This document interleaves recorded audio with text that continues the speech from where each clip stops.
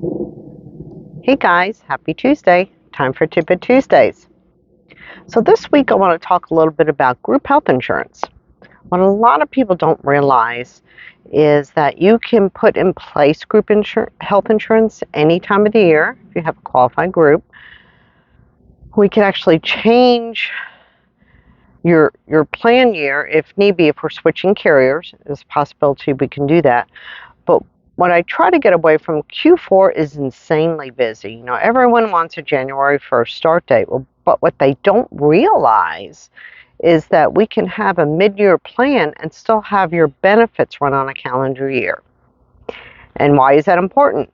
Because the craziness of the holidays, the end of the year, all that stuff that goes on at the end of the year, open enrollment for Marketplace where I'm swamped and busy, it's a lot of companies, it's much easier to do their plan open enrollment not during the end of the year, to wait actually until second quarter.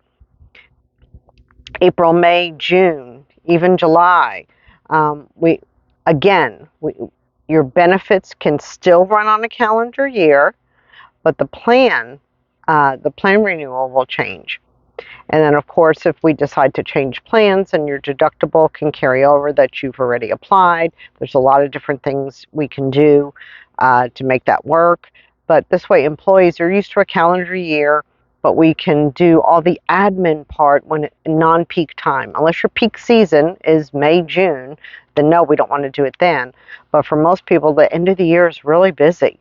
And so there's an alternative to making sure your benefits get done during fourth quarter. We can do it one of the other quarters, and it'll be a much easier process. People will be there. A lot of people are on vacation during the holidays. It always ends up being somewhat of a cluster trying to get everything done and getting people to do what they need to do so that you have a January 1st plan year start date and benefit year start date. So it's not a big deal to make them separate. I do it all the time. So keep that in mind if you know any employers that already offer group health insurance and maybe they're thinking of switching up, but the thought of doing it at the end of the fiscal year is a nightmare. Let's talk about it. Maybe their broker never mentioned it to them. If they love their broker, just bring it up to the broker. But if they don't have a good relationship with their broker or don't have a broker, I've had people that try to do it themselves. Please don't do that. Have an expert help you, because I can help navigate a whole bunch of stuff for you, tell you the ins and outs, make changes. The key is if we're going to make changes, if we're putting a new plan in, it's not a problem. But when we're switching things, we got to have a little bit of a leeway to get everything done.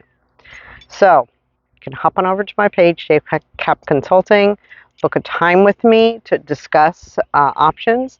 And until next week, peace out.